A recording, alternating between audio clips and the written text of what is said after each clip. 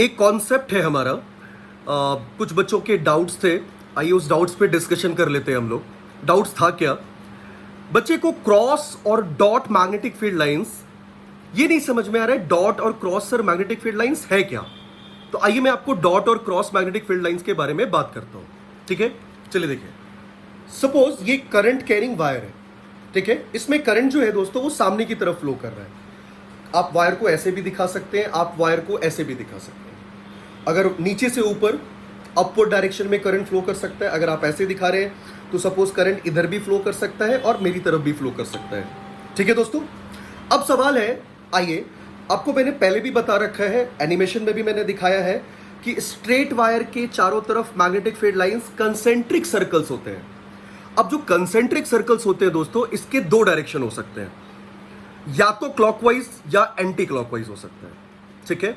अब सवाल है, क्लॉकवाइज और एंटी क्लॉकवाइज आप एज्यूम कैसे करेंगे, ठीक है। तो आइए मैं आपको क्लॉकवाइज और एंटी क्लॉकवाइज एज्यूम करके दिखाता हूं।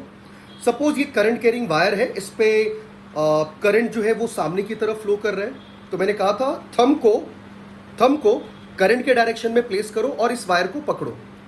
तो जरा देखो तो आपकी जो फिंगर्स है वो किधर कर्ल हो रही है, बेंड हो रही है, क्लॉकवाइज। तो इसके चारों तरफ जो मैग्नेटिक फील्ड लाइंस होंगी वो क्लॉकवाइज होंगी।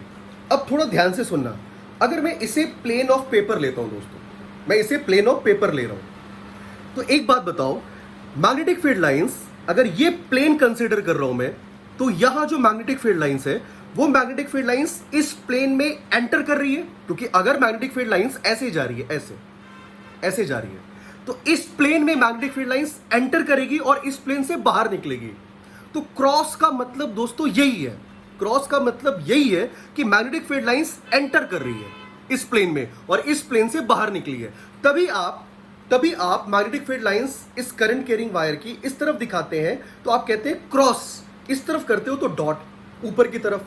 कॉन्सेप्ट ये है कि मैग्नेटिक फील्ड लाइंस, क्योंकि magnetic field lines always form close loops, तो लूप के अकॉर्डिंग अगर वो क्लोज लूप बनाती है तो ये लूप के अकॉर्डिंग वो इधर से एंटर करेगी, इधर से बाहर निकलेगी।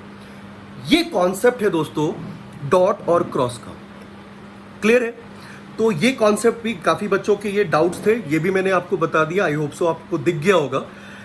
एक और चीज बताता हूं दोस्तों, कई बच्चों के, क्योंकि मैग्नेटिज्म में रोटेशन का भी इफेक्ट है, तो मैंने देखा कई बच्चों को रोटेशन के इंपैक्ट नहीं समझ में आते हैं, खासकर क्योंकि जहां भी डायरेक्शन की बात, क्योंकि देखो रोटेशन में भी दोस्तों क्रॉस प्रोडक्ट था, डायरेक्शन का बहुत बड़ा रोल था। मैंने देखा बच्चे को वहां पर भी ये सारी चीजें नहीं समझ में आई। आइए मैं आपको बता देता हूं, कुछ कॉन्सेप्ट थे क्वेश्चन में, जिसमें कि सपोज ये करंट कैरिंग कॉइल है, इसको आपने मैग्नेटिक फील्ड में प्लेस किया और इसको मैग्नेटिक फील्ड में प्लेस करने से इस कॉइल पे टॉर्क एक्सर्ट हुआ। वो कैसे हुआ वो थियोरेटिकली तो मैंने डिस्कस किया भी है, ठीक है। अब जो ये टॉर्क एक्सर्ट होगा, तो मेरी कुछ बातें ध्यान से सुनना आप लोग, ठीक है, काफी इंपॉर्टेंट है।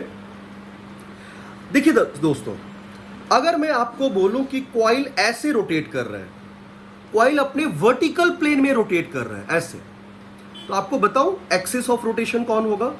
सबसे पहले एक्सिस ऑफ रोटेशन ढूंढिए। एक्सिस ऑफ रोटेशन ये होगा, इस एक्सिस के अलोंग ये कॉइल रोटेट करेगा। काफी कॉन्सेप्ट है इसमें। जिस एक्सिस ऑफ रोटेशन, जिस एक्सिस में ये कॉइल रोटेट करेगा, एक बात का ध्यान रखना दोस्तों, एक बात का, ठीक है, टॉर्क हमेशा एक्सिस ऑफ रोटेशन के अलोंग लगता है। ये हमेशा याद रखिएगा आप लोग, टॉर्क एक्सिस ऑफ रोटेशन के अलोंग एक्सर्ट होता है। तो अगर ये कॉइल या तो ऐसे घूमे एंटी क्लॉकवाइज या तो क्लॉकवाइज घूमे ऐसे, तो टॉर्क या तो ऊपर लगेगा या तो नीचे लगेगा। वो आप जो कंडीशन होगी, आप राइट हैंड, वहां पर भी आप राइट हैंड स्क्रू रूल करेंगे, क्योंकि टॉर्क का फॉर्मूला R क्रॉस F होता है। आपको पहले R निकालना पड़ेगा, R का डायरेक्शन, फोर्स देखना पड़ेगा और आप उसे क्रॉस करेंगे। तो आप हमेशा याद रखिएगा, अगर कॉइल ऐसे रोटेट कर रहे हैं तो एक्सिस ऑफ रोटेशन के अलोंग ही टॉर्क लगता है हमेशा, ठीक है। चाहे आप कॉइल को ऐसे रोटेट कराएं, बराबर है, चाहे कॉइल अगर ऐसे रोटेट करे, तो अगर कॉइल ऐसे रोटेट करती है तो एक्सिस ऑफ रोटेशन दोस्तों ये हो जाता है, बराबर है, ठीक है। तब भी टॉर्क जो है वो इसी के अलोंग एक्सर्ट होगा। तो ये कॉन्सेप्ट भी मैंने आप लोगों के साथ डिस्कस कर लिया। ठीक है दोस्तों, ये बेसिकली इसमें टर्निंग इफेक्ट वाली बात थी। एक और कॉन्सेप्ट मैं डिस्कस करना चाहता हूँ, ठीक है, वो है दोस्तों rectangular coil is placed in a uniform magnetic field. ठीक है, अब ये जो rectangular coil is placed in a uniform magnetic field, suppose आप एज्यूम कर लीजिए कि magnetic field lines x direction में जा रही है, ठीक है, नेगेटिव एक्स है इसी डायरेक्शन में, ठीक है, और मैंने मान लीजिए ये कॉइल है, मान लीजिए ये कॉइल है, मैंने इसको ऐसे प्लेस कर दिया है, ठीक है। तो जब मैग्नेटिक फील्ड लाइंस इधर से होते हुए पास करेगी तो आप इसे कॉइल की तरह देखो, ये वायर, ये वायर, ये वायर और ये वायर, ठीक है, 4 वायर होते हैं, हाँ ऑफ कोर्स, ठीक है। तो अब इस करंट कैरिंग वायर में इस पे भी कौन सा फोर्स लगेगा, एक्सप्रेशन आपको किया है मैंने, आई एल क्रॉस बी, इस पे भी आई एल क्रॉस बी, इस पे भी आई एल क्रॉस बी और इस पे भी I L cross B. L को बी की तरफ आप क्रॉस कर लेना। आप जैसे ही आप इसको मैग्नेटिक फील्ड लाइंस में प्लेस करेंगे दोस्तों, मैं बताता हूं क्या होगा, सब पे फोर्स लगेंगे, ये वाले फोर्स एक दूसरे को कैंसिल आउट कर देंगे, मैग्नीट्यूड में सेम होंगे, डायरेक्शन में ऑपोजिट होंगे और कॉलिनियर होंगे। कॉलिनियर का मतलब होता है बिल्कुल सीधी लाइन में ऑपोजिट होंगे। मगर जो फोर्स इधर और इधर लगेगा, अब एक बात बताओ, अगर मैं बोलूं कॉइल ऐसे रोटेट कर रहे हैं, ठीक है, तो मुझे एक छोटी सी बात बताओ, अगर मैं इस फोन को ऐसे खींचूं तो क्या ये कॉइल रोटेट करेगी? तो आपको क्या दिख रहा है, ये फोर्स और ये वाला फोर्स एक दूसरे को बैलेंस कर रहा है। क्या इस फोर्स से टर्निंग इफेक्ट आएगी? बिल्कुल भी नहीं आएगी। मगर यही अगर मैं यहां फोर्स लगाऊं ऐसे ऐसे, तो देखो टर्निंग इफेक्ट आती है, बिल्कुल ऐसे। कोई मुझे ऊपर से खींच रहा हो, कोई मुझे नीचे से खींच रहा हो, मान लो मेरे पैरों से, तो क्या लगता है आपको मैं ऐसे रोटेट कर जाऊंगा? नहीं। अगर मैं ऐसे हूं, सपोज ऐसे खड़ा हूं मैं, ठीक है, तो कोई बंदा अगर मेरे हाथ पे इधर फोर्स लगा रहा है और कोई बंदा मेरे हाथ पे सामने फोर्स लगा रहा है, तो बताओ मेरे पे टर्निंग इफेक्ट आएगा कि नहीं आएगा? क्या मेरे ऊपर लगने और नीचे लगने से फोर्स से मेरे बॉडी पे ये वाली टर्निंग इफेक्ट आएगी क्या? कभी भी नहीं आएगी। तो ये था इस चैप्टर का, इस टॉपिक का कॉन्सेप्ट। ठीक है दोस्तों, तो याद रखिएगा ये सारे कॉन्सेप्ट है, आपको प्रैक्टिस करना पड़ेगा दोस्तों। थोड़ी प्रैक्टिस करने से ये सारे कॉन्सेप्ट आपके क्लियर हो जाएंगे, ठीक है। और बहुत ही आराम से, जब भी क्रॉस प्रोडक्ट की बात हो ना, तो आपको करना क्या है, जैसे आई एल क्रॉस बी करना है, पहले बेटा इत्मीनान से, आप लोग इत्मीनान से आराम से एल का डायरेक्शन देखो, मैग्नेटिक फील्ड का डायरेक्शन देखो और फिर क्रॉस करो। आपको फिर क्रॉस करना है, ऐसा नहीं कि आप किधर भी मुंह घुमाकर आपने क्रॉस कर दिया। मैं देखता हूं ना, मैं देखता हूं बच्चे को एल क्रॉस भी करता हूं, वो पहले ना तो एल का डायरेक्शन फिक्स करते हैं, वो ना पहले बी का डायरेक्शन फिक्स करते हैं, ये करता ही नहीं है, सीधा क्रॉस करते हैं, कहते हैं सर डायरेक्शन नहीं आ रहा। थोड़ी इरिटेटिंग होती है।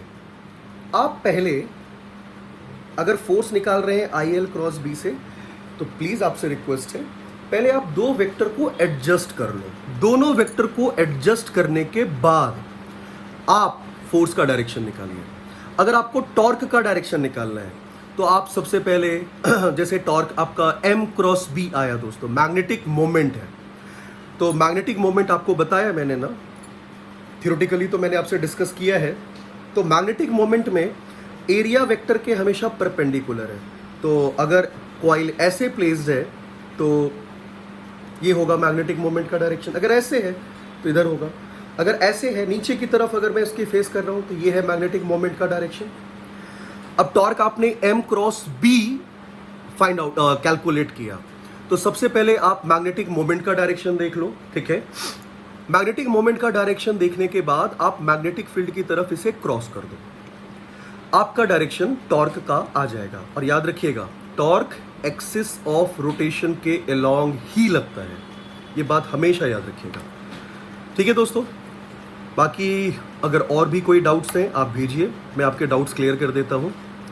चलिए पढ़ाई कीजिए अच्छे से, एंजॉय कीजिए, एंटरटेन कीजिए अपने फिजिक्स को। चलिए फिर से मैं आपको ज्वाइन करता हूँ अगर डाउट्स आते हैं तो। चलिए गुड बाय।